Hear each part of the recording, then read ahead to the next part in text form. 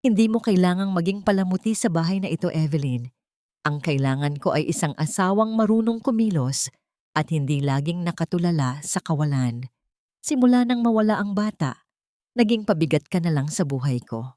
Ang tinig ni Adrienne ay matalim, parang pilat na humahagupit sa katahimikan ng malawak nilang penthouse. Hindi man lang siya tumingin sa direksyon ng aswawa habang patuloy sa pag-aayos ng kanyang mga kurbata sa harap ng salamin. Ang bawat salita ay may dalang bigat. Isang uri ng kalupitang hindi na bago kay Evelyn. Ngunit ngayong gabi, tila mas malalim ang baon nito. Sa kusina, nanginginig ang mga kamay ni Evelyn habang dahan-dahang inilalapag ang isang basong gatas sa ibabaw ng mesa.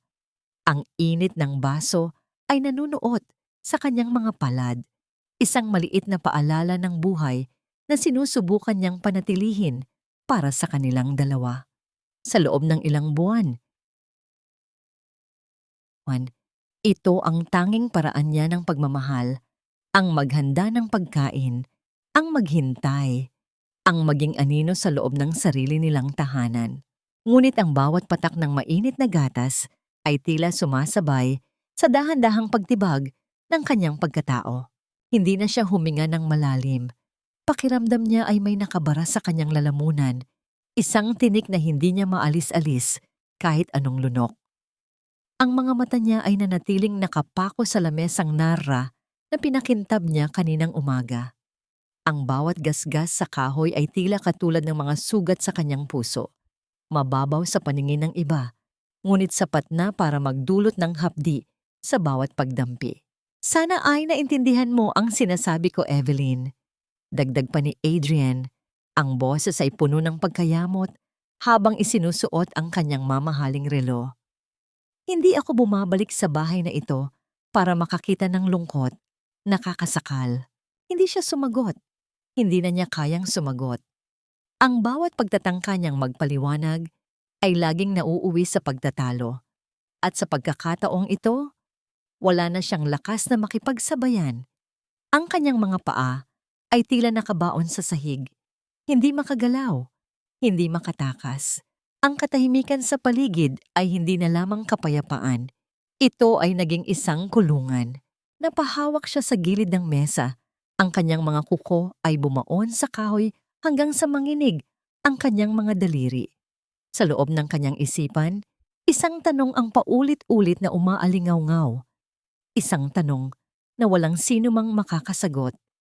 Kung ang lahat ng sakripisyo at pagtitiis ay itinuturing lamang na pasanin, may halaga pa ba ang kanyang pananatili sa mundong ito na wala na ang tanging liwanag na nag-uugnay sa kanilang dalawa? Ang gabi ay unti-unting lumalalim at sa bawat segundong lumilipas, ramdam ni Evelyn ang paglayo ng kanyang sarili mula sa taong minsan niyang tinawag na mundo. Kung ang pag-ibig ay isang pagkakamali, hanggang kailan niya kailangang magbayad para sa isang kasalanang hindi naman niya ginusto? Kinabukasan, ang liwanag ng umaga na sumisilip sa malalaking bintana ng penthouse ay tila isang mapang-uyam na paalala ng kaayusan sa gitna ng nagbabadyang gulo. Nagising si Adrienne na umaasang maririnig ang mahinang kalasing ng mga kubyertos sa kusina o ang marahang yabag ni Evelyn, ngunit ang tanging sumalubong sa kanya ay ang nakabibinging katahimikan. Napansin niya ang singsing sa ibabaw ng lamesa. Kinuha niya ito, naramdaman ang lamig ng ginto sa kanyang palad. Sa halip na kaba, ang unang naramdaman ni Adrienne ay pagkairita. Sa kanyang isip, isa lamang itong dramatikong pag-aaklas ng isang asawang naghahanap ng atensyon. Naniniwala siyang babalik din si Evelyn kapag lumamig na ang ulo nito at kapag naisip nitong wala siyang matatakbuhan kundi ang marangyang buhay na ibinigay niya. Masyado kang mapusok, Evelyn, bulong niya sa sarili habang inilalagay ang singsing sa loob ng kanyang bulsa. Agad niyang kinuha ang telepono at tinawagan ang kanyang head of security. Ang utos niya ay simple at puno ng kayabangan. Hanapin niyo ang asawa ko. Siguradong nasa kung saang hotel lang yan. Bayaran niyo ang bill niya at sabihin niyo sa kanyang itigil na ang pag-iinarte. Dalhin niyo siya pabalik dito Kahit pilitin niyo pa. Pumunta siya sa malaking walk-in closet para kumuha ng isusuot na barong. Nang buksan niya ang pinto, ang halimuyak ng jasmine at vanilla, ang amoy na tanging kay Evelyn lamang, ay tila sumalubong sa kanya sa isang mahigpit na yakap. Tumigil ang mundo ni Adrian sa loob ng ilang sandali. Hinawakan niya ang isa sa mga damit na naiwan ni Evelyn, naramdaman ang lambot ng tela sa kanyang mga daliri. Ito ang kanyang paboritong pabango. Ang amoy na dati ay hindi niya binibigyang pansin, ngunit ngayon ay tila isang malupit na paalala ng presensya ng taong wala na doon. Ito ang sandaling naramdaman niya, ang unang kurot ng pangungulila. Kahit pilit niya itong itinatanggi, nabalik lamang ang kanyang diwa nang marinig ang tunog ng mga takong ni Sofia na humahagupit sa marmol na sahig ng sala. Si Sofia, ang kanyang matapat na assistant, ay pumasok na may dalang mga papeles at isang mapanuring ngiti. "Good morning, Adrienne. Nabalitaan ko ang nangyari." Simulang sabi ni Sofia, ang boses ay puno ng pekeng simpatya. Lumapit siya at hinawakan ang braso ni Adrienne nang may halong pangaakit. "Huwag mong masyadong isipin si Evelyn. Alam mo namang simula nang mawala ang bata, naging masyado na siyang emosyonal. Hindi niya naiintindihan ang bigat ng trabaho mo. You deserve someone who supports you, hindi yung nagiging pabigat sa iyong career." Hindi sumagot si Adrienne, ngunit hinayaan niya ang mga salita ni Sofia na pumasok sa kanyang isipan. Ang pananalita ni Sofia ay parang lason na unti-unting pumapatay sa anumang natitirang malasakit niya para sa kanyang asawa. Pinili niyang maniwala sa kasinungalingan dahil mas madaling isiping si Evelyn ang may mali kaysa harapin ang sarili niyang mga pagkukulang. Habang nag-aayos ng gamit bago umalis, may napansin si Adrienne sa ilalim ng huling drawer ng kanilang vanity mirror. Isang maliit na kwaderno na may takip na balat, ang diary ni Evelyn. Inabot niya ito, ngunit bago pa man niya mabuksan ang unang pahina, tila may kung anong puwersa ang pumigil sa kanya. Natatakot siya.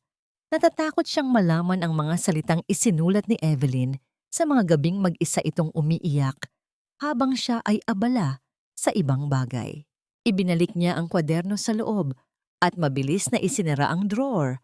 Tila ba itinatago ang isang lihim na hindi pa siya handang harapin.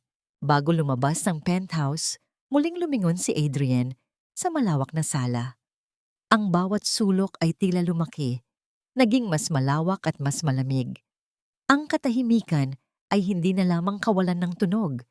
Ito ay naging isang presensya na bumabalot sa kanya.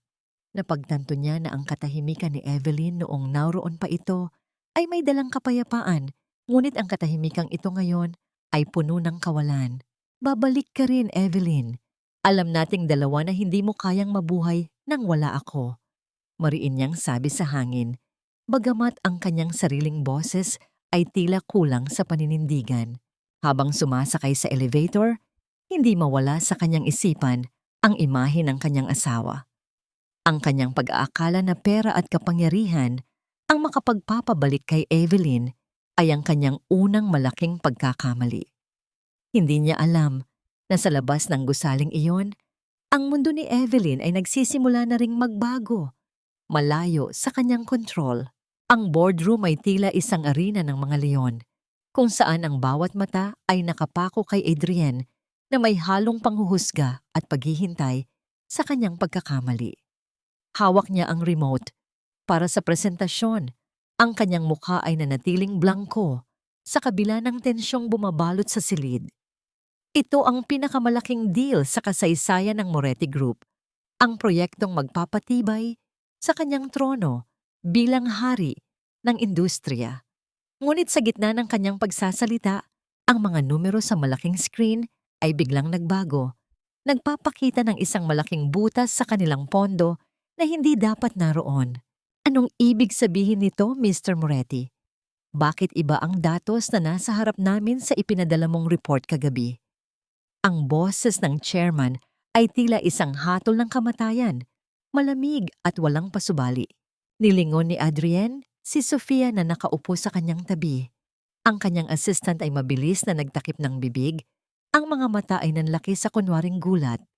Sir, I'm sorry, I think, I think I mixed up the files. Pero yan ang huling folder na binigay niyo sa akin bago kayo umuwi kagabi. Akala ko po ay na-check niyo na yan. Ang pagtatraydor ay hindi dumating sa anyo ng isang saksak sa likod, kundi sa isang banayad na bulong ng kawalang ingat. Sa harap ng mga board members, pinalabas ni Sofia na si Adrian ay nawawala na sa focus, na ang kanyang personal na buhay, ang pag-alis ni Evelyn, ay nakaapekto na sa kanyang kakayahang mamuno. Sa loob lamang ng isang oras, ang imperyong binuo ni Adrian sa loob ng ilang dekada ay nagsimulang gumuho.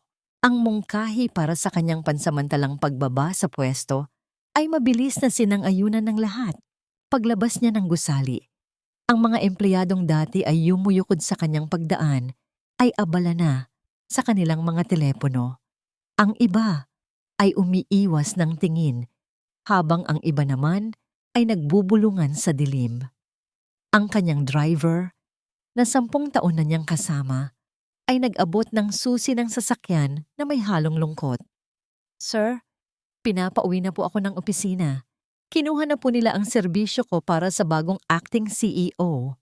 Mag-isang nagmaneho si Adrian pabalik sa penthouse. Ang kalsada ay tila naging mas mahaba. Ang mga ilaw ng lungsod ay naging malabo sa kanyang paningin. Pagpasok niya sa kanyang tahanan, ang katahimikan ay tila isang buhay na nilalang na sumasakal sa kanya. Walang sumalubong na boses, walang amoy ng nilulutong hapunan. Tanging ang sarili niyang mga yabag sa marmol na sahig ang naririnig, bawat hakbang ay nagpapaalala ng kanyang pagkatalo. Nagpunta siya sa kusina, ang kanyang lalamunan ay tuyong-tuyo. Gusto niya ng kape, ngunit nang humarap siya sa makina, napagtanto niyang hindi niya alam kung paano ito paganahin. Sa loob ng maraming taon, laging handa ang lahat para sa kanya. Evelyn was always there to do the small things he deemed insignificant. Ngayon, sa harap ng isang simpleng coffee maker, ang makapangyarihang si Adrian Moretti ay tila isang batang nawawala. Sinubukan niyang hanapin ang coffee beans sa loob ng mga cabinet. Binuksan niya ang bawat drawer hanggang sa makita niya ang isang maliit na lalagyan. Sa tabi nito, may isang maliit na piraso ng papel na may sulat kamay ni Evelyn. Adrian, ang paborito mong timpla ay 2 kutsara nito at isang patak ng honey. Huwag mong kakalimutang linisin ang filter pagkatapos. Ang kanyang mga kamay ay nagsimulang manginig. Ang simpleng paalala na iyon ay mas masakit pa sa anumang sermon ng Board of Directors. Dahan-dahan siyang sumandal sa counter. Ang kanyang hininga ay naging mababaw. Hinawakan niya ang piraso ng papel na tila ba ito ay isang huling koneksyon sa kanyang asawa. Sa unang pagkakataon, hindi lang siya nag-iisa. Ramdam niya ang bigat ng kanyang kawalan. Ang penthouse na dati ay simbolo ng kanyang tagumpay ay isa na ngayong malawak at mamahaling nicho. Sa gitna ng kanyang pagmumuni-muni, ang kanyang personal na telepono, ang tanging gamit na hindi pag-aari ng kumpanya, ay dahan-dahang gumalaw sa ibabaw ng mesa dahil sa isang notification. Inaasahan niyang ito ay si Sofia na humihingi ng tawad o di kaya ay isang kaibigang nag-aalala. Ngunit nang buksan niya ang mensahe, ang kanyang puso ay tila tumigil sa pagtibok. Isang litrato ang ipinadala mula sa isang hindi kilalang numero. Malabo ito, kuha mula sa malayo. Ngunit malinaw na makikita ang isang babaeng nakatayo sa pampang ng isang asul na dagat. Ang buhok ay hinahampas ng hangin. Si Evelyn iyon. Ngunit sa likod niya, may isang anino ng isang lalaking hindi kilala ni Adrian na dahan-dahang lumalapit sa kanyang asawa. Ang larawan sa kanyang screen ay tila isang apoy na dahan-dahang sumusunog sa natitirang katinuan ni Adrian. Ang bawat hibla ng kanyang pagkatao ay nanginginig sa selos at takot. Mga damdaming noon ay itinuturing niyang kahinaan, ngunit ngayon ay naging kaisa-isang katotohanan sa kanyang buhay. Sino ang lalaking iyon? Bakit tila komportable si Evelyn sa presensya nito? habang sa piling niya ay unti-unti itong nalalanta. Hindi na siya nag-atubili. Sa unang pagkakataon, hindi siya tumawag ng secretary para magpabook ng flight o mag-utos ng bodyguard. Kinuha niya ang isang lumang backpack na itinago niya sa ilalim ng kama, isang alaala mula sa kanyang kabataan bago pa siya naging alipin ng pera. Inilagay niya ang ilang piraso ng damit, ang diary ni Evelyn na hindi pa rin niya binubuksan, at ang selyadong sobre na iniwan ng kanyang asawa sa ilalim ng hokto. Habang naglalakad siya palabas ng penthouse, huminto siya sa harap ng malaking salamin sa foyer. Ang lalaking nakaharap sa kanya ay hindi na ang makapangyarihang CEO na kinatatakutan sa boardroom. Ang kanyang mga mata ay malalim ang mga bilog, ang kanyang balbas ay hindi na naahit, at ang kanyang mamahaling suit ay pinalitan ng isang simpleng t-shirt at pantalon. Tinitigan niya ang kanyang sarili at napagtanto na ang lahat ng kanyang ipinagmamalaki ay mga palamuti lamang na madaling mabaklas. Hahanapin kita, Evelyn, hindi dahil kailangan kitang ibalik sa kulungang ito, kundi dahil kailangan kong malaman kung may pagkakataon pa ba ang isang tulad ko. Bulong niya sa sarili, ang kanyang boses ay paos at puno ng pagsisisi.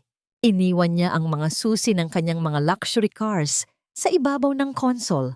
Sa halip, lumabas siya ng gusali at pumunta sa terminal ng bus. Ang amoy ng usok, ang ingay ng mga taong nagmamadali, at ang init ng sikat ng araw ay tila sumampal sa kanyang mga pandama. Dati ay diring-diri siya sa ganitong kapaligiran, ngunit ngayon, bawat aberya ay tila bahagi ng kanyang penitensya. Sa loob ng bus na patungo sa lalawigan, naupo siya sa tabi ng bintana. Ang bawat pag-alon ng bus sa bakubakong daan ay nagpapadama sa kanya ng layo ng mundong pinanggalingan niya sa mundong kinalalagyan ngayon ni Evelyn. Naalala niya ang isang gabi, 3 taon na ang nakalilipas, nang sabihin ni Evelyn na gusto niyang makakita ng dagat, yung totoong dagat, hindi yung tanaw mula sa bintana ng penthouse. Noong panahong iyon, tinawanan lang niya ito at sinabing masyadong abala ang kanilang schedule para sa gayong kababawan. Dahan-dahan niyang inilabas ang diary mula sa kanyang bag. Hinaplos niya ang takip nito bago dahan-dahang binuksan ang unang pahina. Isang tuyong talulot ng bulaklak ang nalaglag sa kanyang hita. Sa loob ng diary, may nakasulat na isang petsa at isang pangalan ng lugar, San Rafael. Ang sulat kamay ni Evelyn ay bahagyang nanginginig sa bahaging iyon. Tila ba isinulat niya ito sa gitna ng matinding emosyon. Dito tayo dapat magsisimula muli pagkatapos mawala ang ating anak. Ang nakasulat sa ilalim ng pangalan ng lugar. Naramdaman ni Adrienne ang biglang paninikip ng kanyang dibdib. Hindi niya alam ang tungkol sa pangarap na ito. Hindi niya alam na habang nilulunod niya ang kanyang sarili sa trabaho para makalimot, si Evelyn ay naghahanap ng paraan para bumangon silang dalawa. Ang bawat pahina ng diary ay naging isang kutsilyo na dahan-dahang humihiwa sa kanyang puso. Nagpapakita ng lahat ng pagkakataong pinalampas niya para maging isang tunay na asawa. Pagdating ng gabi, huminto ang bus sa isang maliit na terminal sa gitna ng kadiliman. Ang amoy ng dagat ay nagsimulang humalo sa hangin, dala ng isang malamig na simoy na tila bumubulong ng babala. Bumaba si Adrienne, bitbit ang kanyang bag at ang kanyang mabigat na konsensya. Ang paligid ay tahimik. Tanging ang tunog ng mga alon mula sa malayo ang nagbibigay ng buhay sa gabi. Habang naglalakad siya sa madilim na kalsada patungo sa direksyon ng dalampasigan, isang matandang babae na may dalang lampara ang dahan-dahang lumapit sa kanya. Tiningnan siya nito mula ulo hanggang paa. Ang mga mata nito ay puno ng misteryo at kaalaman. Naghahanap ka ba ng nawawalang piraso ng iyong kaluluwa, iho? O naghahanap ka ng isang taong matagal mo nang pinatay sa iyong isipan? Tanong ng matanda. Ang tinig ay tila nanggagaling sa kailaliman ng lupa. Tumigil si Adrienne sa paglalakad Ang kanyang puso ay nagsimulang tumibok ng mabilis. Bago pa man siya makasagot, may isang anino sa di kalayuan ang dahan-dahang lumabas mula sa isang maliit na kubo, at ang liwanag ng buwan ay tumama sa mukha ng babaeng nasa larawan. Walang kwenta ang ginto rito kung wala kang pusong marunong tumibok para sa kapwa. Sa bayang ito, iho, ang halaga ng tao ay hindi nasusukat sa laman ng kanyang bulsa, kundi sa dumi ng kanyang mga kuko pagkatapos ng isang araw na paggawa. Ang tinig ni Manang Teresing ay basag ngunit puno ng awtoridad, habang dahan-dahang inilalapag ang isang lumang susi sa ibabaw ng counter na gawa sa kawayan. Tiningnan niya si Adrienne mula sa ilalim ng kanyang makapal na salamin, tila binabasa ang bawat kasalanang nakatago sa likod ng pagod na mukha ng lalaki. Si Adrienne, na dati ay hindi papasok sa isang hotel na walang 5 bituin, ay nakatayo ngayon sa gitna ng isang maliit na bahay tuluyan na amoy alat at tuyong kahoy. Ang sahig ay gumagawa ng bawat tunog ng pag-aray sa bawat hakbang niya, isang senyales ng katandaan ng gusali. Walang aircon, walang carpet, tanging isang lumang electric fan lamang na umiikot ng mabagal at maingay sa isang sulok, na tila naghihingalo na sa bawat pag-ikot. Ito lang ang bakanting silid, iho. Huwag kang maghanap ng room service dahil ang tanging maglilingkod sa iyo rito ay ang sarili mong mga kamay. Dagdag pa ng matanda bago ito tumalikod at naglakad palayo. Ang tunog ng kanyang mga tsinelas ay naging bahagi na ng katahimikan ng gabi. Pumasok si Adrienne sa kanyang silid. Ang kama ay may manipis na kutsyon at natatakpan ng isang kulambo na may ilang tagpi. Inilapag niya ang kanyang bag at naupo sa gilid ng higaan. Sa bawat paggalaw niya, ang kawayan ay naglalabas ng tunog na tila nagpoprotesta sa kanyang bigat. Tiningnan niya ang kanyang mga palad, ang mga kamay na dati ay tanging panulat lamang ang hawak. Ngayon ay may mga paltos na mula sa mahabang biyahe at pagbitbit ng sariling gamit. Isang matinding pakiramdam ng pagiging mailap at banyaga ang bumalot sa kanya. Para siyang isang isdang inalis sa tubig at inilagay sa tuyong lupa. Napatingin siya sa maliit na bintana kung saan tanawang dagat. Ang mga alon ay dahan-dahang humahampas sa pampang, lumilikha ng isang paulit-ulit na himig na tila nagpapakalma sa kanyang naguguluhang isipan. Sa di kalayuan, nakita niya ang mga maliliit na ilaw mula sa mga bangka ng mga mangingisda. Mga taong nabubuhay ng simple, malayo sa ingay at panlilinlang ng lungsod. Kinuha niya ang selyadong sobre na iniwan ni Evelyn. Sa loob nito, nakita niya ang isang lumang susi at isang maliit na mapa patungo sa isang bahay sa gilid ng talampas. May nakasulat na maikling mensahe sa likod. Ang bahay na ito, ang tanging pag-aari na hindi galing sa iyong pera, Adrienne. Ito ang mana ko sa aking ina, ang tanging lugar kung saan naramdaman ko na ako ay sapat. Naramdaman ni Adrienne ang isang matalim na kirot sa kanyang dibdib. Habang ipinagmamalaki niya ang lahat ng luho na ibinigay niya kay Evelyn, hindi niya napagtanto na ang tanging bagay na tunay na mahalaga sa asawa ay ang mga bagay na hindi niya kayang bilhin. Ang kanyang pagmamataas ay naging isang pader na humaharang sa kanya para makita ang tunay na kaligayahan ni Evelyn. Lumabas siya sa balkonahe ng bahay tuluyan para huminga ng sariwang hangin. Ang amoy ng dagat ay humahalo sa amoy ng sinangag at tuyo mula sa mga kalapit na bahay. Sa kabila ng pagiging banyaga, may kakaibang kapayapaan ang bayang ito na unti-unting tumutunaw sa kanyang matigas na puso. Bigla, narinig niya ang isang tunog mula sa ibaba. Ang tunog ng isang gitara na sinasabayan ng isang pamilyar na tawa. Isang tawa na matagal na niyang hindi naririnig mula nang mamatay ang kanilang anak.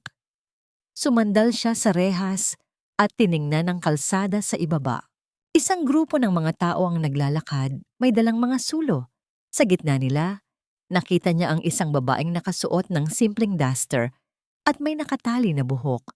May bitbit siyang basket ng mga gulay at masayang nakikipag-usap sa isang mangingisda na kasama nila. Nanlaki ang mga mata ni Adrienne. Ang babaeng iyon, ang babaeng rasyonal, elegante, at palaging malungkot sa kanyang penthouse, ay rito, sa gitna ng kadiliman at kahirapan, ay mukhang isang anghel na muling nabuhay. Ngunit ang kanyang kaba ay lalong tumindi nang makita niya ang lalaking kasama ni Evelyn na dahan-dahang inakbayan ng kanyang asawa para protektahan ito sa madilim na bahagi ng kalsada.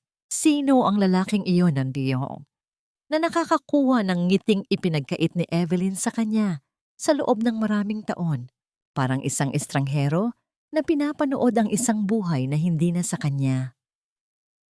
Ito ang tanging naisip ni Adrienne habang nakatayo sa likod ng isang malaking puno ng akasya, malapit sa isang maliit na kainan sa gilid ng kalsada. Ang sikat ng araw ay matindi, ngunit mas matindi ang init na nagmumula sa kanyang dibdib habang pinagmamasdan ng babaeng ilang hakbang lamang ang layo mula sa kanya. Si Evelyn, ang kanyang Evelyn, ay abala sa pagpupunas ng mga lamesang gawa sa plastik. Hindi siya nakasuot ng seda o mamahaling alahas. Ang kanyang suot ay isang simpleng kupas na apron sa ibabaw ng isang puting t-shirt at ang kanyang buhok ay nakatali ng mataas sa pamamagitan ng isang ordinaryong clip. Ngunit sa kabila ng pawis na namumuo sa kanyang noo, may isang bagay kay Evelyn na matagal nang nawala sa loob ng kanilang penthouse. Ang liwanag ng kanyang mga mata. Narinig ni Adrienne ang mahinang kalansing ng mga baso at ang tunog ng pagbuhos ng tubig sa isang balde. Ngunit ang mas nakakuha ng kanyang atensyon ay ang boses ng lalaking nakita niya kagabi. "Lina, hayaan mo na yan. Ako na ang magliligpit ng mga pinagkainan. Magpahinga ka muna," sabi ng lalaki, na ngayon ay mas malapit na sa paningin ni Adrienne. Siya ay si Mateo, isang mangingisda na may matitigas na bisig at balat na sinunog ng araw. Ngunit ang kanyang mga mata ay may taglay na lambing na tila hindi kayang ibigay ng lahat ng yaman ni Adrienne. "Ayos lang ako, Mateo. Mas gusto kong may ginagawa kaysa nakatambay lang," sagot ni Evelyn. At sa pagkakataong ito, narinig ni Adrienne ang isang mahinang tawa. Isang tunog na tila isang huni ng ibon na matagal nang nakakulong at ngayon ay malaya na. Napakapit si Adrienne sa magaspang na balat ng puno ng akasya. Ang bawat tawa ni Evelyn ay parang isang karayom na tumutusok sa kanyang balat. Paano naging ganito kadali para kay Evelyn na maging masaya sa gitna ng ganitong kapayakan? Paano nagawa ng isang mangingisda ang bagay na hindi niya nagawa sa loob ng 7 taon ng kanilang pagsasama? Isang maliit na bata ang lumapit kay Evelyn, may dalang isang sugatang pusa. Nakita ni Adrienne kung paano lumuhod si Evelyn sa lupa.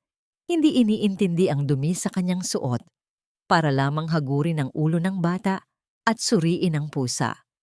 Ang kanyang mukha ay puno ng pagkalinga, ang parehong pagkalinga na ibinigay niya sa kanilang anak nung ito ay nabubuhay pa, na tila kumuha sa hininga ni Adrienne. Ang makitang muli ang pusong akala niya ay tuluyan ng namatay kasabay ng kanilang trahedya. Hindi nakatiis si Adrienne. Dahan-dahan siyang lumapit. Ang kanyang mga yabag sa tuyong dahon ay tila nagpapahiwatig ng kanyang presensya. Gusto niyang tawagin ang kanyang pangalan. Gusto niyang sumigaw at sabihing narito na siya para bawiin ang lahat. Ngunit bago pa siya makapagsalita, lumingon si Evelyn sa kanyang direksyon. Tumigil ang mundo. Ang basong hawak ni Evelyn ay dahan-dahang nadulas sa kanyang mga daliri at bumagsak sa semento, na lumikha ng isang tunog ng pagkabasag na tila sumisimbolo sa muling pagkawasak ng kanilang katahimikan. Ang kulay sa mukha ni Evelyn ay unti-unting nawala, pinalitan ng isang matinding takot at galit na hindi pa kailanman nakita ni Adrienne. Hindi ito ang mukha ng isang asawang nananabik. Ito ang mukha ng isang biktima na muling nakaharap ang kanyang mananakop. Adrienne. Ang bulong ni Evelyn ay halos hindi marinig, ngunit sapat na para paralisahin ang buong katawan ng lalaki. Lalapit sana si Adrienne nang biglang humarang si Mateo sa pagitan nilang dalawa. Ang tindig ng mangingisda ay matatag, ang kanyang mga kamao ay nakakuyom, at ang kanyang mga mata ay nagbabanta ng panganib. Sino ka? At anong kailangan mo sa kanya? Tanong ni Mateo. Ang boses ay mababa, ngunit puno ng kapangyarihan na tila kayang tapatan ang anumang bagyo sa dagat. Buhay ako rito, Adrienne. Sa unang pagkakataon pagkatapos ng maraming taon, nararamdaman ko ang tibok ng sarili kong puso. Pero sa piling mo, ako ay naging isang bangkay na naglalakad sa loob ng isang gintong kabaong. Ang boses ni Evelyn ay hindi sumisigaw, ngunit ang bawat salita ay may dalang bigat na tila isang dambuhalang alon na nagpabagsak kay Adrienne. Nakatayo sila sa ilalim ng nagbabagang sikat ng araw, ngunit nakaramdam si Adrienne ng isang matinding ginaw na nagmumula sa kailaliman ng kanyang kaluluwa. Ang mga piraso ng basag na bubog sa sahig ay kumikislap, tila mga luha ng nakaraan na ngayon ay naging matatalim na sandata. Akmang lalapit si Adrienne, ang kanyang mga kamay ay nakaunat sa pag-asang mahahawakan ng asawa, ngunit mas lalong humigpit ang harang ni Mateo. Ang mangingisda ay hindi kumikibo, ngunit ang kanyang presensya ay tila isang pader na hindi kayang tibagin ng anumang yaman. Evelyn, makinig ka muna. Patawarin mo ako. Hindi ko alam na ganito pala ang dinanas mo. Ang paos na tinig ni Adrienne ay bahagyang nanginig. Akala ko, ang pagbibigay sa iyo ng lahat ng luho ay sapat na para makalimutan natin ang nangyari kay Lorenzo. Sa pagbanggit ng pangalan ng kanilang anak, tila tumigil ang pag-ikot ng mundo. Ang mukha ni Evelyn ay namutla at ang kanyang mga mata ay napuno ng isang pait na matagal niyang kinimkim. Iyan ang problema sa iyo, Adrienne, sagot ni Evelyn. Ang kanyang boses ay puno ng panginginig. Para sa iyo, ang pagkamatay ng anak natin ay isang pagkakamali sa negosyo na kailangang i-delete o palitan ng bago. Habang ako ay nalulunod sa dusa, ikaw ay abala sa pakikipag-usap sa iyong mga kliyente. Noong araw ng libing ni Lorenzo, nasaan ka? Nasa isang conference call ka sa London dahil mas mahalaga ang kita kaysa sa huling sandali ng sarili mong dugo. Napayuko si Adrienne. Ang alaala ng araw na yon ay muling bumalik. Ang tunog ng kanyang telepono na hindi tumitigil sa pagring. Ang kanyang pag-iwas sa tingin ni Evelyn habang ibinababa ang maliit na kabaong. Noong panahong iyon, itinuring niya ang trabaho bilang kanyang mekanismo para makalimot. Hindi niya alam na ito pala ang naging mitya ng unti-unting pagpatay sa puso ng kanyang asawa. Isang matandang babae na kanina pa nakikinig, ang dahan-dahang lumapit at naglagay ng kamay sa balikat ni Evelyn. Lina, iho, pumasok ka na sa loob. Kami na ang bahala rito. Sabi nito kay Evelyn bago lumingon kay Adrienne nang may halong pagkamuhi. Ang sugat ng puso, iho, ay hindi nagagamot ng perang papel. Mas mabuti pang umalis ka na bago ka pa makasakit ng damdamin ng mga taong tahimik na namumuhay rito. Nanatiling nakatayo si Adrienne habang pinapanood ang pagtalikod ni Evelyn. Nakita niya ang kanyang asawa na pumasok sa loob ng maliit na kainan. Ang kanyang balikat ay bahagyang yumayanig sa pag-iyak. Natumagos sa kanyang puso ay ang makita ang isang maliit na bracelet na gawa sa mga kabibes sa bisig ni Evelyn. Isang simpleng bagay na ibinigay siguro ni Mateo, ngunit mas binibigyang halaga ni Evelyn kaysa sa mga brilyanteng iniwan nito sa penthouse. Umalis si Adrienne na parang isang talunang sundalo. Naglakad siya sa dalampasigan, ang kanyang mga paa ay lumulubog sa basang buhangin sa bawat hakbang. Umupo siya sa isang malaking bato at pinanood ang paglubog ng araw. Sa unang pagkakataon, hindi niya inisip ang kanyang kumpanya o ang kanyang reputasyon. Ang tanging nasa isip niya ay ang mukha ni Lorenzo at ang malamig na tinig ni Evelyn. Ang katotohanan ay mas masakit pa sa kanyang inaasahan. Hindi lang siya nawalan ng asawa, nawalan siya ng karapatang tawagin ang sarili niyang isang lalaki. Habang ang kadiliman ay uunti-unting bumabalot sa San Rafael, kinuha ni Adrian ang kanyang telepono. May isang mensahe mula sa isang hindi kilalang numero na nagpabilis muli sa kanyang tibok ng puso. Hindi ka pa tapos magdusa, Adrian. Ang pag-alis ni Evelyn ay simula pa lamang ng iyong pagbabayad sa lahat ng iyong mga kasalanan. Tumingin ka sa likod mo. Ang bawat sugat sa aking mga kamay ay tila kabayaran sa bawat luhang pumatak mula sa mga mata ni Evelyn. Ang madaling araw sa dungguan ng San Rafael ay hindi para sa mga mahihina ang loob. Ang hangin ay amoy malansa. May kasamang matapang na amoy ng diesel mula sa mga lansa at ang tusok ng alat na nagmumula sa dagat. Sa gitna ng ingay ng mga mangingisda na nagtatawaran at ang kalansing ng mga banyerang bakal na ibinababa sa simento, nakatayo si Adrian, ang lalaking dati ay nakaupo sa silya na yari sa mamahaling balat. Ngayon ay nakasuot ng isang butas-butas na t-shirt at bota na hiram lamang. Ano? Laking lungsod? Kaya mo pa ba o gusto mo nang bumalik sa aircon mo? Ang boses ni Mang Indo, ang kapatas sa pantalan, ay puno ng biro ngunit may halong pagsubok. Inihagis nito ang isang malaking banyera na puno ng mga naglulundagang tulingan sa direksyon ni Adrian. Nasalo ni Adrian ang banyera, ngunit ang bigat nito ay muntik nang magpabagsak sa kanya sa madulas na sahig. Naramdaman niya ang matalim na hapdi ng mga tinik ng isda na bumaon sa kanyang balat, ngunit hindi siya dumaing. Sa halip, mas lalo niyang hinigpitan ang hawak.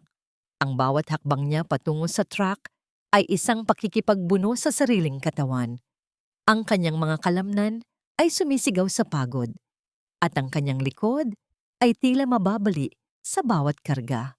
Dati, ang tanging alam niyang trabaho ay ang pagpapatakbo ng mga tao sa pamamagitan ng isang utos. Ngayon, siya ang inuutusan. Ngunit sa gitna ng bawat patak ng pawis na humahalo sa alat ng dagat, nakaramdam siya ng isang kakaibang uri ng kalinisan.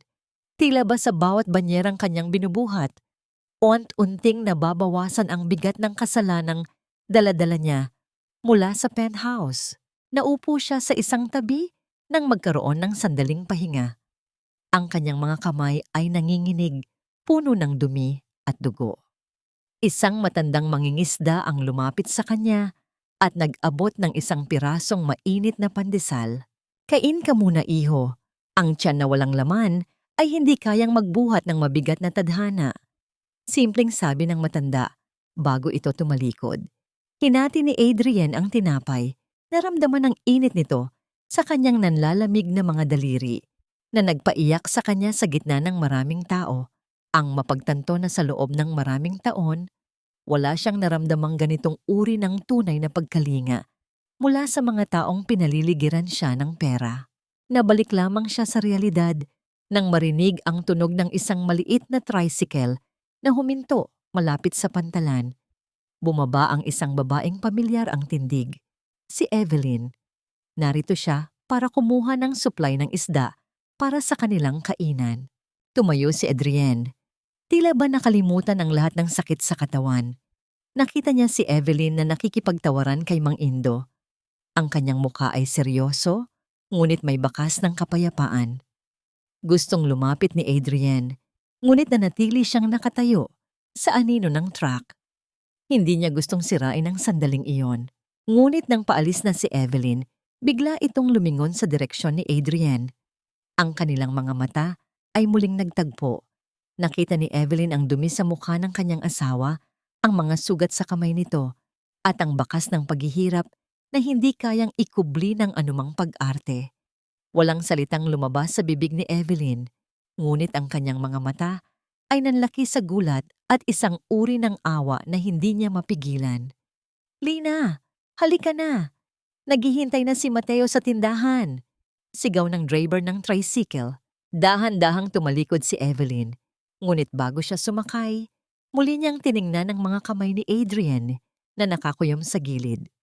Ang kanyang pag-alis ay mabilis, ngunit iniwan nito si Adrian na puno ng pag-asa at takot. Habang pinapanood ni Adrian ang paglayo ng tricycle, isang itim na sasakyan na hindi nababagay sa lugar na yon ang dahan-dahang dumaan sa harap niya. Ang bintana ay bumaba ng bahagya at nakita ni Adrian ang mga mata ni Sofia na nakatitig sa kanya ng may halong puot at plano. Isang putok ng baril ang tila umaling-awngaw sa paligid, hindi mula sa isang sandata, kundi mula sa gulong ng isang mabilis na humaharurot na motorsiklo na tila may target sa gitna ng nagkakagulong pantalan. Huwag mong dungisan ang iyong mga kamay para sa isang taong itinapon mo na sa basura, Adrienne. Ang pagpapanggap na dukha ay hindi makapaglilinis sa iyong maruming budhi. Ang tinig ni Sofia sa kanyang alaala ay tila isang malupit na hagupit. Ngunit mas masakit ang katotohanang nakikita ni Adrian sa kanyang harapan. Nakatayo siya sa gilid ng palengke, nakatago sa likod ng isang tumpok ng mga bakanting crate ng isda. Pinapanood niya si Evelyn na hirap sa pagbubuhat ng isang malaking sako ng uling. Ang kanyang asawa, ang babaeng dati ay hindi man lang humahawak ng walis, ay ngayon ay balot ng itim na dumi ang mga braso. Ang kanyang mukha ay namumula sa pagod, at ang kanyang hininga ay malalim at kapos. Hindi na nakapag-isip si Adrian. Lumabas siya mula sa kanyang pinagtataguan bago pa man siya makagawa ng dahilan para tumigil. Mabilis niyang kinuha ang sako mula sa mga bisig ni Evelyn. Ang bigat nito ay tila nagnanais na ibaon siya sa lupa, ngunit mas hinigpitan niya ang kanyang kapit. Ang bawat butil ng uling na kumapit sa kanyang balat ay tila naging kabahagi ng kanyang sariling pagkatao. Ako na, Lina. Ituro mo lang kung saan ito ilalagay. Ang sabi ni Adrian, ang kanyang boses ay mahinahon ngunit may halong pagsusumamo. Hindi niya ginamit ang tunay nitong pangalan. Nirespeto niya ang bagong buhay na pinili nito. Tumigil si Evelyn. Ang kanyang mga kamay na nanginginig sa pagod ay dahan-dahang bumagsak sa kanyang gilid.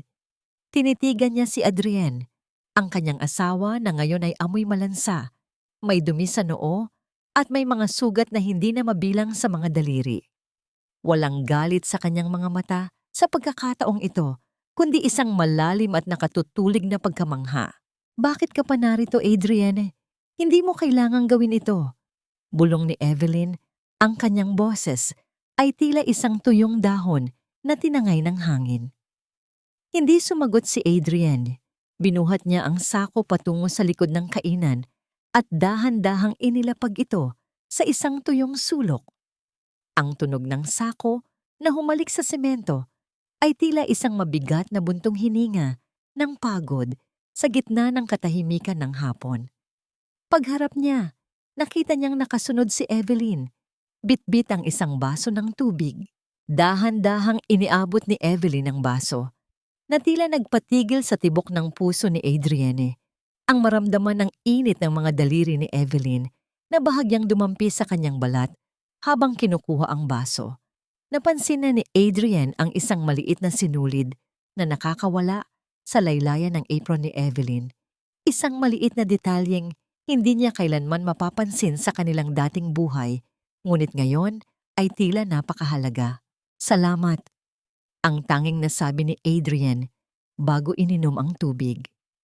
Ang lamig nito sa kanyang lalamunan ay tila isang basbas sa gitna ng nagbabagang apoy ng kanyang pagsisisi. Tumingin si Evelyn sa malayo, sa direksyon ng dagat. Ang mga sugat sa kamay mo, hindi ka sanay sa ganyang trabaho, maaari kang magkasakit. Mas masakit ang hindi kita makitang ligtas, Evelyn. Ang tapat na sagot ni Adrian. Hayaan mo lang akong tumulong. Hindi mo kailangang makipag-usap sa akin. Hindi mo kailangang patawarin ako. Hayaan mo lang akong maging anino mo na magliligtas sa iyo sa mabibigat na pasanin. Isang sandali ng katahimikan ang namayani sa pagitan nila. Isang katahimikang hindi na puno ng tensyon, kundi ng isang uri ng pag-unawa na nagsisimula pa lamang tumubo. Ngunit ang kapayapaang yon ay agad na nabasag nang marinig nila ang mabilis na yabag ng mga paa patungo sa kanilang direksyon. Si Mateo ay dumating. Ang kanyang mukha ay madilim at puno ng babala.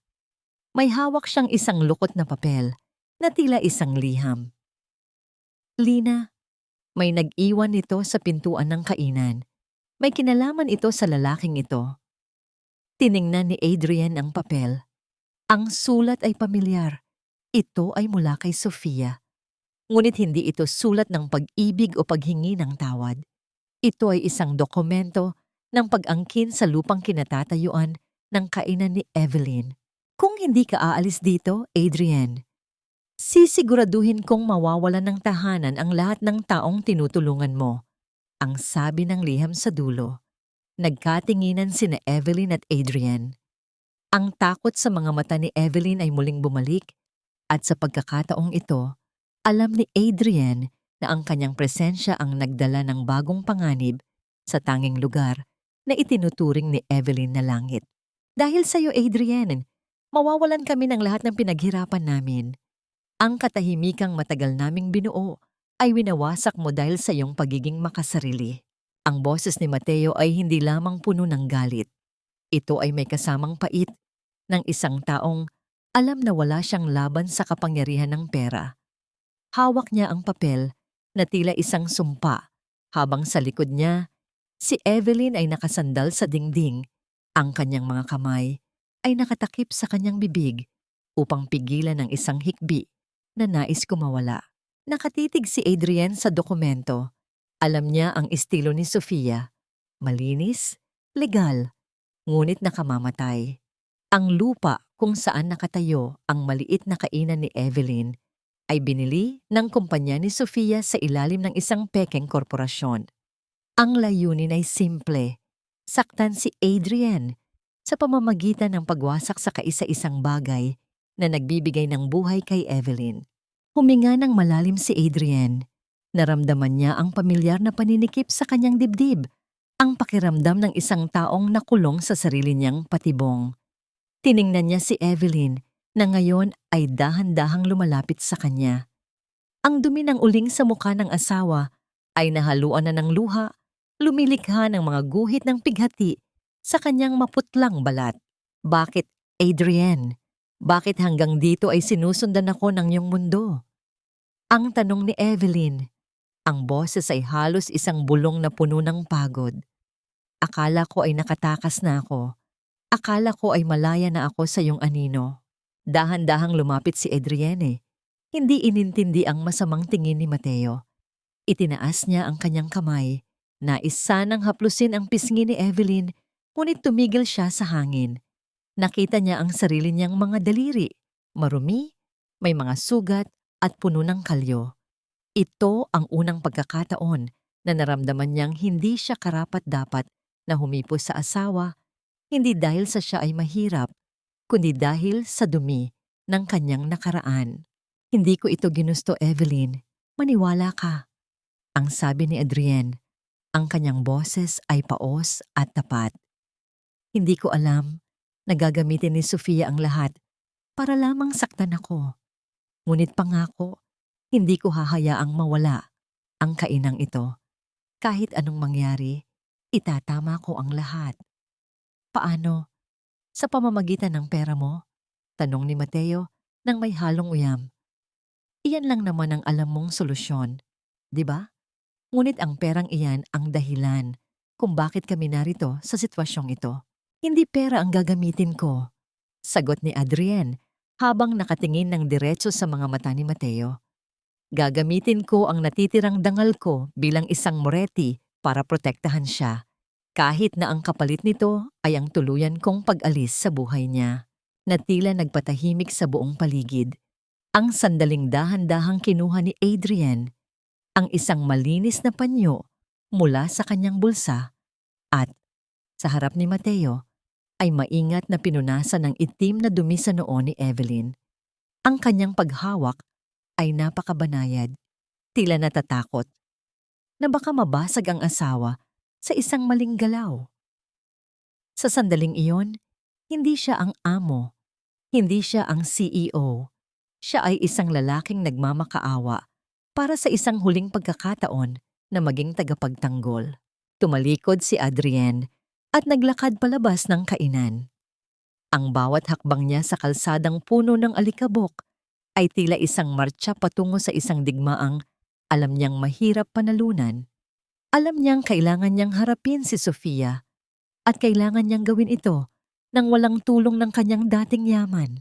Habang naglalakad siya sa madilim na bahagi ng kalsada patungo sa kanyang tinutuluyan, naramdaman niya ang isang presensya sa kanyang likuran. Isang motorsiklo ang dahan-dahang bumabuntot sa kanya. Ang ilaw nito ay nakatutok sa kanyang likuran. Tumigil si Adrienne at lumingon. Ang driver ng motorsiklo ay nakasuot ng helmet, ngunit ang suot nitong mamahaling relo ay kumislap sa ilalim ng liwanag ng buwan. Isang pamilyar na amoy ng pabango ang humalo sa hangin, ang amoy ni Sofia. Akala mo ba ay ganoon kadaling maging bayani sa harap niya, Adrienne? Ang boses ni Sofia ay nanggaling sa loob ng helmet, puno ng panunuya. Bukas ng umaga, darating ang mga bulldozer. At kung ayaw mong makitang durog ang puso ni Evelyn, alam mo kung anong kailangan mong gawin. Iniwan siya ni Sofia na may dalang isang ultimatum na tila isang hatol ng kamatayan. Ang katahimikan ng gabi ay muling nabasag sa mabilis na pagharurot ng motorsiklo. Iniwan si Adrienne na mag-isa sa gitna ng kawalan.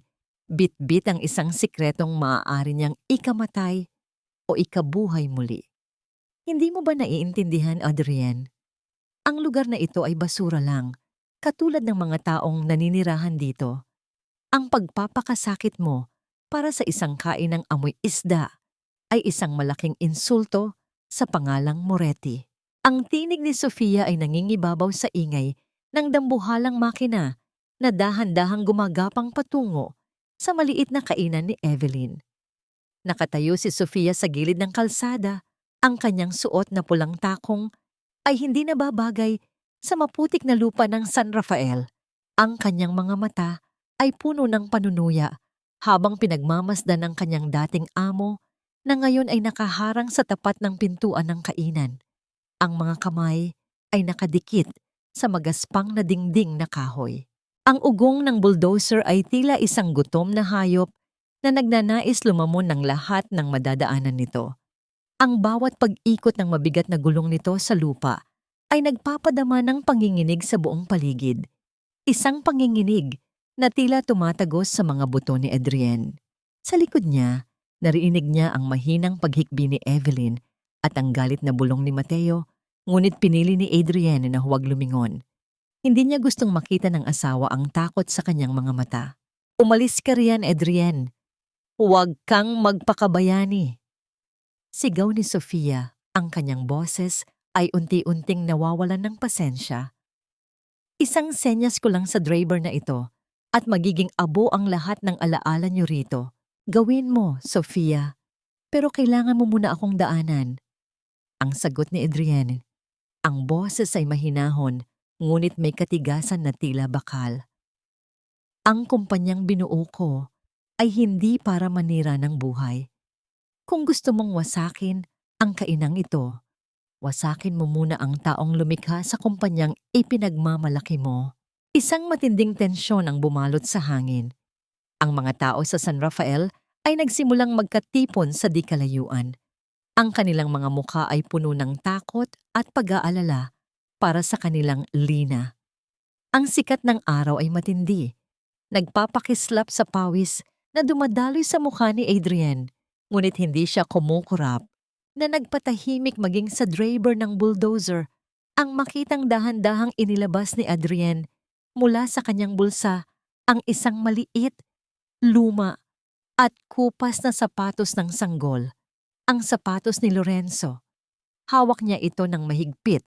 Ang kanyang mga daliri ay nanginginig habang hinahaplos ang malambot na tela. Ito ang kanyang tanging panangga. Ang tanging bagay na nagpapaalala sa kanya kung bakit siya narito. Ang makitang muli, ang sapatos na ito ay tila nagbigay kay Evelyn ng lakas.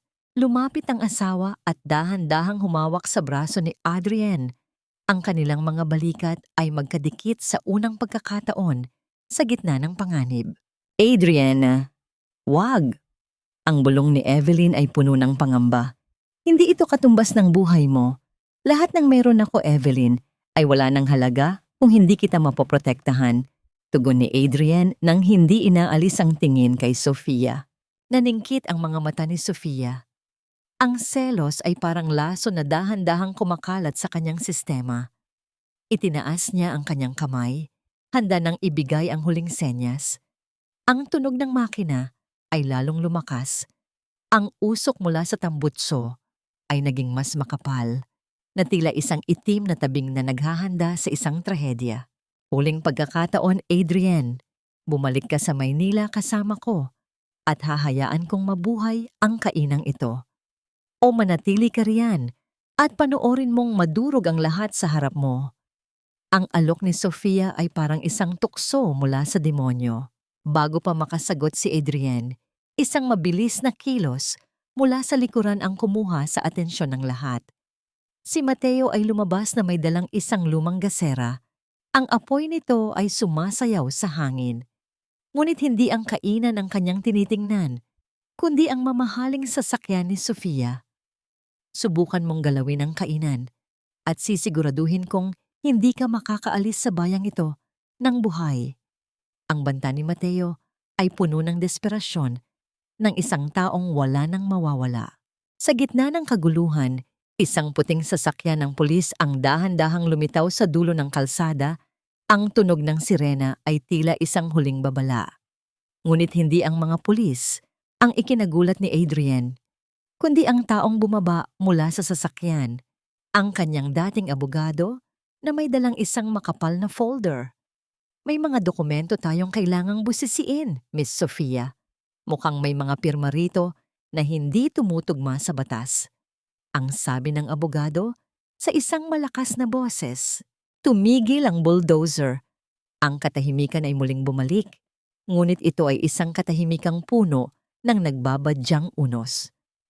Tumingin si Sofia sa abogado, pagkatapos ay kay Adrian, at sa huli ay kay Evelyn. Isang mapait na ngiti ang sumilay sa kanyang mga labi. Akala niyo ba ay nanalo na kayo? Ang dokumentong yan ay simula pa lang. May isang lihim na hindi sinasabi sa inyo, si Adrian, tungkol sa gabing namatay ang anak niyo. Isang lihim na nakatago sa loob ng selyadong sobrang hawak niya. Nabitawan ni Adrian ang sapatos ni Lorenzo. Ang kanyang mukha ay biglang namutla. Mas maputla pa kaysa noong nakaharap niya ang bulldozer. Tumingin si Evelyn sa kanyang asawa. Ang kanyang mga mata ay puno ng bagong uri ng pagdududa. Ang bawat lihim ay parang anay na dahan-dahang kumakain sa pundasyon ng ating pag-ibig, Adrian. Hindi ko alam kung sino ang lalaking nasa harap ko ngayon. Ang asawa ko bang nagmamalasakit o ang taong pumatay sa huling pag-asa ko? Ang tinig ni Evelyn ay basag. May halong pait na mas matindi pa sa anumang hapis na naranasan ni Adrian. Sa pantalan, nakatayo sila sa gitna ng kalsadang puno ng alikabok habang ang dambuhalang makina ng bulldozer ay dahan-dahang umatras. Iniiwan ang malalalim na marka sa lupang tila mga sugat na hindi na maghihilom. Ang sikat ng hapon ay nagbibigay ng mahabang anino sa kanilang dalawa. Aninong tila naglalayo sa kanilang mga puso sa kabila ng kanilang pagkakalapit. Nanginginig ang mga kamay ni Adrian habang dahan-dahang pinupulot ang sapatos ni Lorenzo mula sa lupa. Ang puting tela nito ay narumihan na ng putik, isang simbolo ng kanyang mga pagsisikap na nauuwi sa dumi dahil sa kanyang mga nakatagong kasalanan. Tumingin siya sa selyadong sobre na kanina pa tinititigan ni Evelyn. Ang papel nito ay lumana. May mga mantsa ng tubig na tila mga tuyong luha. Ibigay mo sa akin ang sobreng yan, Adrian. Ngayon din, ang utos ni Evelyn, ang kanyang mga mata ay nananatiling nakapako sa kamay ng asawa. Evelyn, huwag muna ngayon. Hayaan mong ayusin ko muna ang gulo kay Sofia. Ang pagsusumamo ni Adrian Ang kanyang boses ay puno ng kaba. Ang laman nito ay, hindi ito ang inaakala mo. Isang mapait na tawa ang kumawala sa mga labi ni Sofia bago ito sumakay sa kanyang sasakyan. Huwag kang maniwala sa kanya, Evelyn. Ang sobrang iyan ang magpapatunay na noong gabing nag-aagaw buhay si Lorenzo, hindi lang conference call ang inatupag ni Adrian. May iba siyang tinawagan. May iba siyang piniling iligtas bago ang sarili niyang anak. Ang ungol ng makina ng sasakyan ni Sofia ay unti-unting humina sa kalayuan. Iniwan ang isang katahimikang mas masakit pa sa anumang sigaw. Tumingin si Evelyn kay Adrian. Ang kanyang paghinga ay naging mabilis at mababaw. Ang bawat segundo ng katahimikan ni Adrian ay naging kumpirmasyon sa mga paratang ni Sofia. Totoo ba, Adrian? Tanong ni Evelyn. Ang kanyang boses ay nanginginig sa galit. Noong tumatawag ako sa'yo, noong humihingi ako ng tulong dahil hindi na humihinga ang anak natin, may iba ka bang kausap? Hindi nakapagsalita si Adrian. Ang kanyang lalamunan ay tila sinarhan ng isang dambuhalang kamay na kumuha sa natitirang lakas ni Evelyn ay ang makitang dahan-dahang ibinaba ni Adrian ang kanyang tingin. Isang pag-amin na hindi na kailangan ng mga salita. Sa sandaling iyon, binitawan ni Evelyn ang braso ni Adrian na tila ba nakuryente siya sa dumi ng pagkatao nito. Lalapit sana si Mateo para alalayan si Evelyn, ngunit itinaas ni Evelyn ang kanyang kamay para patigilin ang lahat. Lumakad siya palayo. Ang kanyang mga hakbang ay mabigat at walang direksyon. Ang bawat yabag niya sa tuyong lupa ay tila tunog ng pagguho ng isang mundo. Evelyn! Lina! Sigaw ni Adrian, ngunit ang kanyang sariling tinig ay tila hindi na umaabot sa asawa. Naiwan si Adriana na mag-isa sa tapat ng kainan. Ang hangin mula sa dagat ay naging malamig. Nagdadala ng amoy ng ulan na tila nakikiramay sa kanyang pighati. Dahan-dahan niyang binuksan ng sobre. Sa loob nito, nakita niya ang isang lumang record ng telepono at isang liham na hindi niya kailanman naisakatuparan. Ang liham ay para sa isang doktor sa ibang bansa, isang espesyalista na maaring nagligtas kay Lorenzo. Ngunit ang petsa ng tawag sa record ay nagpapakita na tumawag siya sa doktor na yon habang si Evelyn ay tumatawag sa kanya para sa emergency. Pinili niyang makipag-usap sa doktor para sa isang posibilidad kaysa sagutin ang tawag ng kanyang asawa para sa katotohanan. Ang kanyang pagiging kontrolado, ang kanyang pagnanais na ayusin ang lahat sa sarili niyang paraan, ang siyang pumatay sa huling sandali ng kanyang anak. Napaluhod si Adrian sa gitna ng kalsada. Ang sapatos ni Lorenzo ay mahigpit niyang idiniin sa kanyang dibdib. Ang kanyang mga hikbi ay hindi na mapigilan. Ang bawat patak ng kanyang luha ay humahalo sa dumi ng San Rafael, isang uri ng paghuhugas na alam niyang hindi sapat para sa kanyang kasalanan. Sa gitna ng kanyang pag-iyak, isang anino ang dahan-dahang tumayo sa kanyang harapan. Hindi si Evelyn, hindi si Mateo, kundi isang batang lalaki na may dalang isang basong tubig. Ang batang tinulungan ni Evelyn noong nakaraang araw. Sabi ni Nanay Lina, ang taong umiiyak ay kailangang uminom ng tubig para hindi matuyo ang puso. Sabi ng bata sa isang inosenteng tinig. Tiningnan ni Adrian ang bata at sa likod nito, nakita niya si Evelyn na nakatayo sa bintana ng kainan, nakatingin sa kanya na ang may halong puot at isang uri ng pagtatanong na hindi niya alam kung paano sasagutin. Ang pag-ibig na walang katapatan ay parang isang bahay na itinayo sa ibabaw ng buhangin, madaling gumuho sa unang bugso ng baha. At ikaw, Adrian, ay hindi lang nagtayo ng kasinungalingan. Ginawa mo akong bilanggo sa loob nito. Ang boses ni Evelyn ay tila isang malamig na hininga ng hangin na nagpatahimik sa lahat ng ingay sa paligid ng kainan. Nakatayo siya sa harap ni Adrian. Ang kanyang mga mata ay hindi na naglalabas ng luha, kundi isang uri ng pagod na mas nakakatakot kaysa sa galit. Hawak niya ang liham na ibinigay ni Adrian. Ang liham na nagpapatunay na sinubukan nitong maging Diyos sa gitna ng trahedya sa halip na maging isang ama at asawa. Nakatungo si Adrienne, ang kanyang mga kamay na puno ng dumi at kalyo ay nakakuyom sa kanyang gilid. Ang bawat salita ni Evelyn ay tila isang pako na ibinabaon sa kanyang puso. Naramdaman niya ang init ng sikat ng araw sa kanyang batok, ngunit sa loob niya ay tila may isang malalim na balon ng yelo na hindi matunaw-tunaw. Hindi ko alam kung paano hihingi ng tawad sa isang bagay na alam kong hindi mapapatawad, Evelyn. Ang sabi ni Adrienne, ang kanyang boses ay paos at halos hindi lumalabas sa kanyang lalamunan. Ang tanging alam ko lang ay handa akong ibigay ang lahat para maitama ang gulo rito sa San Rafael. Bago pa makasagot si Evelyn, ang tunog ng isang mabilis na sasakyan ay muling umalingaw-ngaw. Si Sofia ay bumalik, ngunit sa pagkakataong ito, hindi na siya ang may-ari ng sitwasyon. Kasunod niya ang abogado ni Adrienne, si Attorney Mendoza, na may dalang mga pulis. Ang mukha ni Sofia ay maputla, ang kanyang buhok ay gulo-gulo, at ang kanyang mga mata ay puno ng takot. Miss Sofia, may mga ebidensya kaming nakuha tungkol sa palsipikadong pirma sa paglilipat ng lupa. Ang sabi ni Attorney Mendoza, ang kanyang boses ay puno ng awtoridad. At ang mga pondo ng Moretti Group na inilihis mo para sa operasyong ito ay sapat na para mabulok ka sa kulungan.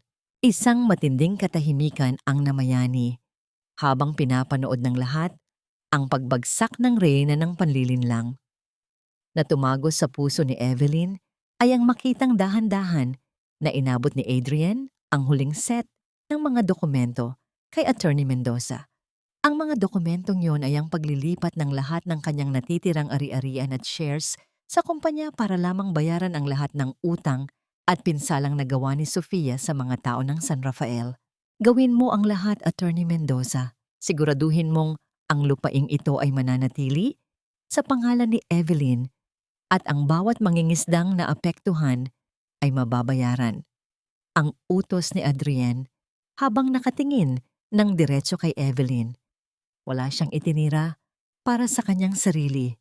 Wala ng penthouse, wala ng mamahaling sasakyan, wala ng trono.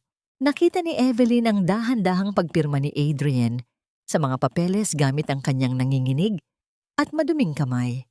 Sa bawat kumpas ng ballpen, tila may isang bahagi ng lumang Adrienne ang namamatay at isang bagong tao ang isinisilang mula sa abo ng kanyang nakaraan. Ang kanyang asawa ay tuluyan ng naging walang-wala sa paningin ng mundo.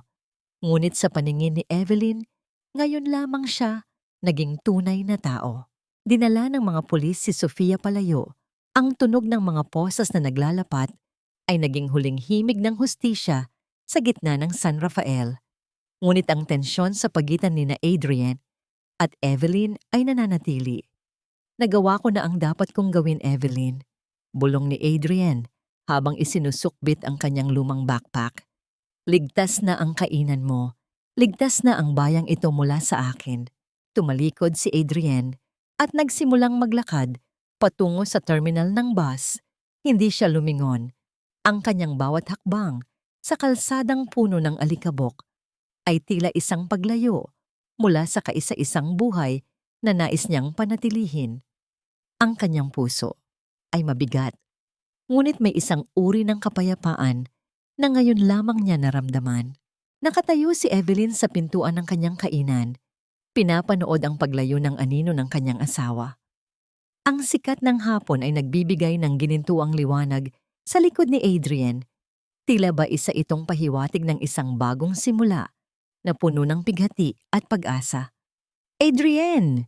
Ang tawag ni Evelyn ay muntik ng malunod sa hangin, ngunit ang boses niya ay sapat na para mapatigil ang mga hakbang ni Adrienne. Tumigil si Adrienne. Ang kanyang puso ay tila gustong kumawala sa kanyang dibdib. Lilingon ba siya o itutuloy ang kanyang pag-alis bilang huling sakripisyo para sa kapayapaan ni Evelyn? Ang tanong na yon ay nananatiling nakabitin sa hangin habang ang unang patak ng ulan ay nagsimulang bumagsak sa tuyong lupa ng San Rafael. Hindi sapat ang ulan para hugasan ang lahat ng mantsa ng nakaraan, ngunit sapat na ito upang palamigin ang apoy ng puot na matagal nang tumutupok sa aking pagkatao. Huminto si Adrienne sa gitna ng kalsada. Ang kanyang mga balikat ay dahan-dahang bumaba sa bawat patak ng ulan na humahahalik sa kanyang mainit na balat. Hindi siya lumingon agad. Natatakot siya na baka ang pagtawag ni Evelyn ay isa lamang gawa-gawa ng kanyang nananabik na isipan, isang anino ng pag-asa na agad ding maglalaho sa dilim. Ngunit ang tunog ng mga yabag ni Evelyn sa basang lupa, ang marahang pag-aspas ng kanyang duster sa hangin ay naging sapat na katibayan na ang kanyang asawa ay naroroon, papalapit sa kanya. Dahan-dahang humarap si Adrienne. Ang ulan ay dumadaloy sa kanyang mukha, humahalo sa mga luhang hindi na niya itinago. Nakita niya si Evelyn na nakatayo ilang hakbang ang layo. Ang kanyang buhok ay basa na rin, at ang kanyang mga mata ay naghahanap ng katotohanan sa gitna ng lahat ng pagpapanggap. Bakit mo ginawa yon, Adrienne? Ang tanong ni Evelyn. Ang boses ay bahagyang nanginig sa lamig at emosyon. Bakit mo itinapon ang lahat ng pinaghirapan mo para sa amin, para sa akin? Dahil ang lahat ng yon ay walang halaga kung wala ka. Evelyn, ang tapat na sagot ni Adrienne. Matagal bago ko naintindihan na ang tunay na kayamanan ay hindi nasa bangko, kundi nasa mga sandaling kasama mo ang taong mahal mo. I lost Lorenzo because I was too busy being a king. I won't lose you because I'm too proud to be a man. Lumapit si Evelyn, at sa pagkakataong ito, siya ang kumuha sa kamay ni Adrienne, na tila nagpatunaw sa huling piraso ng yelo. Sa kanilang pagitan ay ang marahang paghaplos ni Evelyn sa mga kalyo at sugat sa palad ni Adrienne. Ang mga kamay na dati ay amoy mamahaling pabango at tanging panulat ang hawak, ngayon ay amoy dagat at lupa. Para kay Evelyn, ang mga sugat na ito ay mas maganda kaysa sa anumang brilyante. Ito ang patunay ng pagsasakripisyo. Halika, bulong ni Evelyn. May isang lugar tayong kailangang puntahan. Dinala ni Evelyn si Adrienne sa isang maliit na talampas na nakaharap sa malawak na karagatan. Sa gitna ng mga damo, may isang maliit na krus na gawa sa puting bato at napalilibutan ng mga sariwang bulaklak ng gumamela. Walang nakasulat na pangalan, ngunit alam ni Adrienne kung sino ang inaalala rito. Ito ang memoryal na binuo ni Evelyn para kay Lorenzo sa bayang ito. Sabay silang lumuhod sa harap ng maliit na krus. Ang tunog ng mga alon na humahampas sa mga bato sa ibaba ay tila isang malungkot na oyayi para sa batang pumanaw. Sa unang pagkakataon, hindi umiwas si Adrienne. Hindi siya tumawag sa telepono. Hindi siya nag-isip ng trabaho. Hinayaan niyang bumuhos ang lahat ng sakit. Hinawakan niya ang kamay ni Evelyn ng mahigpit. At doon, sa ilalim ng ulan at sa harap ng alaala ng kanilang anak, ay sabay silang humikbi. Patawarin mo ako, Lorenzo. Patawarin mo ang iyong ama. Ang bulong ni Adrienne, ang kanyang noo, ay nakadikit sa malamig na bato. Naramdaman niya ang pagsandal ng ulo ni Evelyn sa kanyang balikat. Pinatawad na kita, Adrienne. Matagal na. Natatakot lang akong aminin dahil akala ko ay wala ka ng pakiramdam. Ngunit ang makita kang nagdurusa rito, ang makita kang nagtatrabaho para sa amin, doon ko nalaman na ang asawang minahal ko ay narito pa rin. Sa gitna ng pighati, may isang uri ng kaginhawaan na dahan-dahang bumalot sa kanila. Ang healing ay hindi dumating sa isang iglap. Ito ay dahan-dahang pagkabit ng mga piraso ng kanilang mga basag na puso.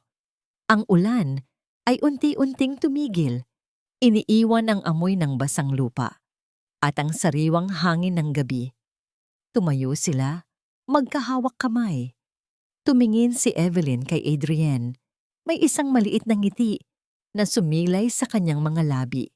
Isang nangiting hindi na pilit, kundi puno ng bagong pag-asa. Wala ka ng penthouse, Adrienne. Wala ka ng mamahaling sasakyan.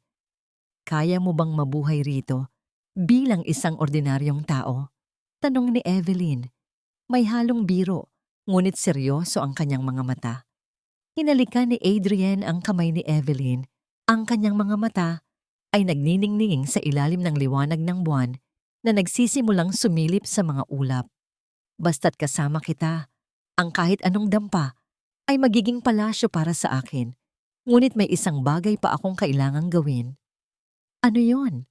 Kailangan nating harapin ang bukas, hindi bilang mga biktima ng nakaraan, kundi bilang mga arkitekto ng ating bagong buhay.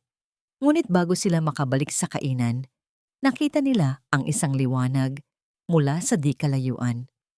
Ang bahay ni Manang Teresing ay tila pinalilibutan ng mga tao at ang tunog ng isang sirena ay muling umalingaw-ngaw. May isang hindi inaasahang bisita na dumating. Bit-bit ang isang balitang maaaring muling magpabago sa lahat. Ang tunay na katarungan ay hindi lamang ang pagpaparusa sa nagkasala, kundi ang pagbuo muli sa mga pusong winasak ng kawalang ingat at kasakiman. Ang mga salitang ito ni Attorney Mendoza ay tila isang malambot na musika sa gitna ng malamig na gabi sa San Rafael. Nakatayo si Adrienne at Evelyn sa harap ng maliit na dampa ni Manang Teresing, pinalilibutan ng mga mangingisda at mga bata na ang mga mata ay puno ng pag-asa. Ang puting sasakyan ng abogado ay nakaparada sa gilid. Ang mga ilaw nito ay dahan-dahang namamatay, tila nagbibigay daan sa liwanag ng mga bituin at ng buwan. Inabot ni Attorney Mendoza ang isang makapal na folder kay Adrienne. Adrienne, dahil sa pakikipagtulungan mo at sa mga ebidensyang nakalap namin laban kay Sofia, nabawi namin ang isang bahagi ng iyong personal na mana, isang pondo na hindi sakop ng kumpanya. Sapat na ito para makapagsimula ka muli sa Maynila. Maari mong makuha muli ang iyong penthouse at ang iyong posisyon sa ibang industriya. Tumigil ang lahat sa paghinga. Tumingin si Evelyn kay Adrienne. Ang kanyang puso ay muling kinabahan. Ito na ba ang sandaling iiwan siyang muli ng kanyang asawa? Babalik na ba ang lalaking nakilala niya sa loob ng gintong kulungan? Tiningnan ni Adrienne ang folder. Pagkatapos ay tumingin siya sa kanyang mga kamay.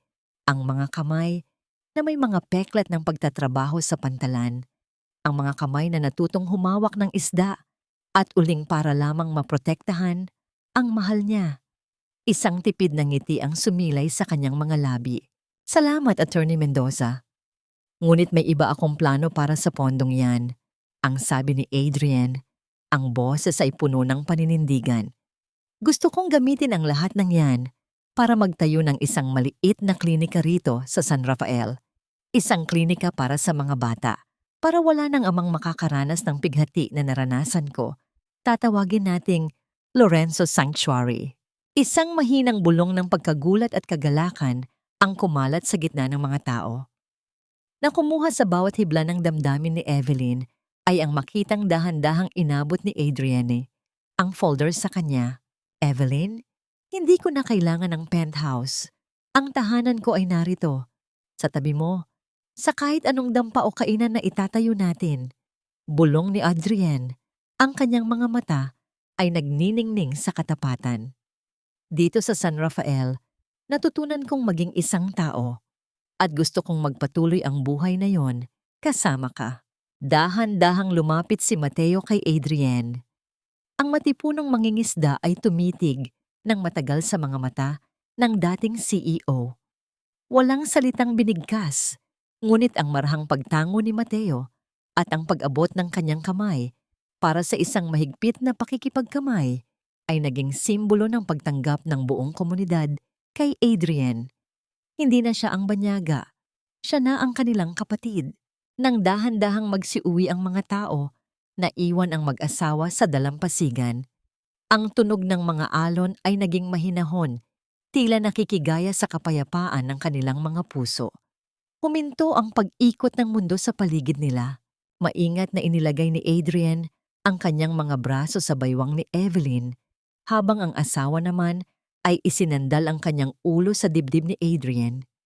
Naramdaman ni Evelyn ang malakas at matatag na tibok ng puso ng kanyang asawa Isang tibok na wala ng halong kaba o kasinungalingan.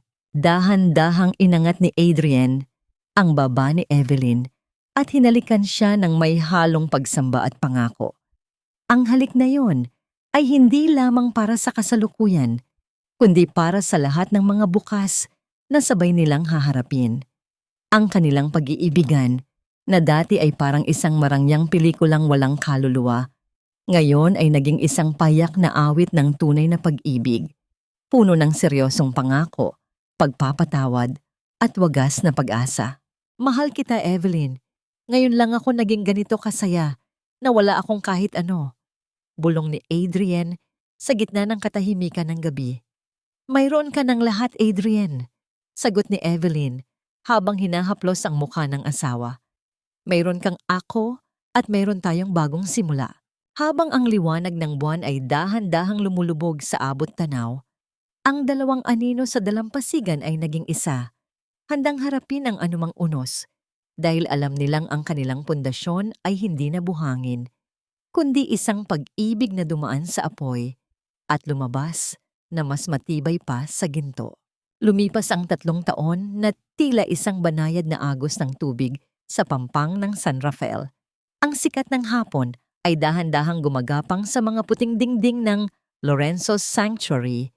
Ang maliit ngunit modernong klinika na ngayon ay nagsisilbing kanlungan ng mga may sakit sa bayan. Wala nang ingay ng mga bulldozer o banta ng mga dokumentong legal. Ang tanging naririnig sa paligid ay ang mahinang tawanan ng mga bata at ang payapang paghampas ng mga alon sa di kalayuan. Nakatayo si Adrian sa balkonahe ng klinika. Suot ang isang simpleng barong na koton. Ang kanyang mga kamay, bagamat meron pa ring mga bakas ng kalyo mula sa nakaraan, ay malinis at banayad habang hinahaplos ang isang maliit na frame ng larawan sa kanyang mesa. Ito ang larawan nila ni Evelyn, kasama ang ilang mga nurse at doktor sa araw ng inaugurasyon ng klinika. Hindi na siya ang hari ng isang kumpanya. Siya na ngayon ang tagapangalaga ng mga pangarap na dati niyang binaliwala. Dahan-dahang bumukas ang pinto at pumasok si Evelyn. Dala ang isang tasa ng mainit na tsa. Ang kanyang mukha ay wala na ang mga guhit ng pagod at takot. Ang kanyang kagandahan ngayon ay nagmumula sa isang pusong nakatagpo na ng kanyang kinalalagyan. Inilapag niya ang tsa sa mesa at dahan-dahang yumakap mula sa likuran ni Adrienne. Ang kanyang pisngi ay idinikit sa matatag na balikat ng asawa. Tapos na ang huling check-up para sa araw na ito, Adrienne. Maari na tayong umuwi. Bulong ni Evelyn. Ang boses ay puno ng lambing na tila isang haplos sa kaluluwa. Humarap si Adrienne at kinuha ang mga kamay ng asawa. Sa bawat daliri ni Evelyn, nakikita niya ang katapatan na hindi kayang bayaran ng kahit anong yaman. Ang katahimikan sa pagitan nila ay hindi na puno ng mga lihim o pait. Ito ay isang katahimikang nagmumula sa malalim na pag-unawa na ang pag-ibig ay isang patuloy na proseso ng pagpili, ang piliin ng isa't isa sa kabila ng lahat ng dumi at sugat ng kahapon. Ang kanilang paglalakbay ay isang patunay na ang tunay na paghilom ay nagsisimula sa pagtanggap sa sariling mga pagkakamali. Si Adrian ay natutong lumuhod upang muling makatayo ng matuwid at si Evelyn ay natutong magbukas ng puso upang muling makaramdam ng liwanag. Ang kanilang utang na loob sa isa't isa ay hindi na tungkol sa pera o obligasyon, kundi tungkol sa pagbibigay ng pagkakataong maging buo muli. Habang naglalakad sila pauwi sa kanilang payak na bahay sa gilid ng dagat, ang langit ay nagkulay ube at ginto. Ang bawat hakbang nila sa buhangin ay nag-iiwan ng marka na mabilis ding binubura ng tubig. Ngunit ang kanilang pag-iibigan ay nakaukit na sa puso ng bawat taong nakasaksi sa kanilang sakripisyo. Ang San Rafael ay hindi na lamang isang lugar ng pagtatago. Ito na ang kanilang tahanan, ang kanilang langit sa lupa. Ang huling sulyap ni Adrian sa klinika ay may dalang isang pangako na ang bawat pintig ng kanyang puso ay itatalaga niya sa pagpapatuloy ng buhay na ito.